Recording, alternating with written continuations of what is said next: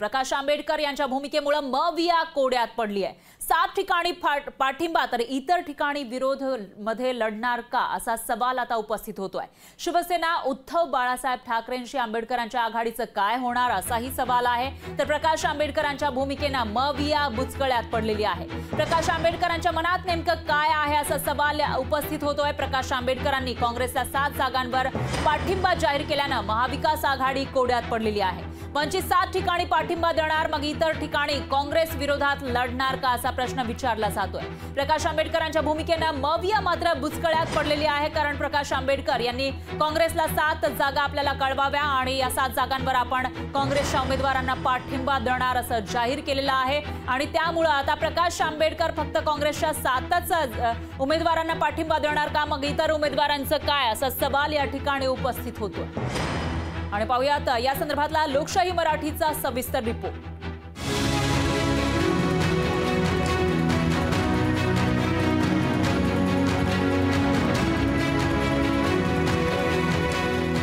आमच्या मदतीने ते जिंकू शकतात।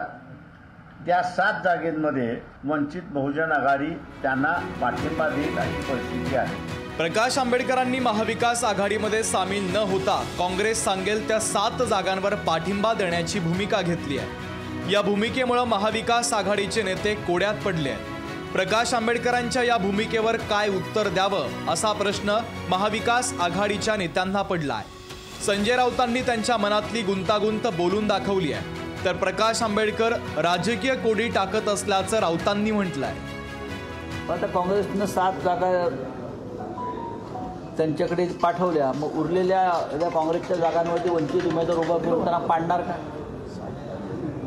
असे अनेक गुंते प्रकाशजी कधी असे कोडी टाकतात।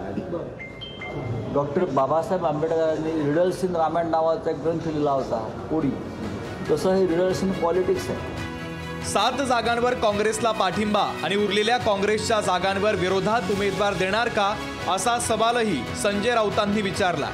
महाविकास आघाडीमध्ये वंचित बहुजन आघाडीसह स्वाभिमानी शेतकरी संघटनाही असावी अशी भूमिका महाविकास आघाडीचे नेते मांडतात। महाराष्ट्रामधल्या 48 जागा महाविकास आघाडीला,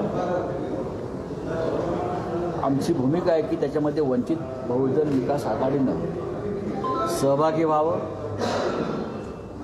आमची भूमिका आहे त्याच्यामध्ये राजू शेट्टी यांच्या शेतकरी संघटनेनं सहभागी व्हावं, ही आमची भूमिका आहे। आणि त्या संदर्भात आम्ही अत्यंत सकारात्मक चर्चाही केली। महाविकास आघाडीच्या नेत्यांना कोड्यात टाकण्याऐवजी आंबेडकरांनी सरळ आणि थेट भूमिका मांडणं महाविकास आघाडीला अपेक्षित आहे। पुढच्या 2 दिवसांत आंबेडकरांना एक घाव 2 तुकडे अशी थेट भूमिका घ्यावीच लागणार आहे। आंबेडकरांच्या या कोड्यातील भूमिकेमुळे महाविकास आघाडीनं त्यांचा प्लॅन बी तयारच ठेवला असावा यात शंका नाही। सचिन बडे, लोकशाही मराठी, छत्रपती संभाजीनगर।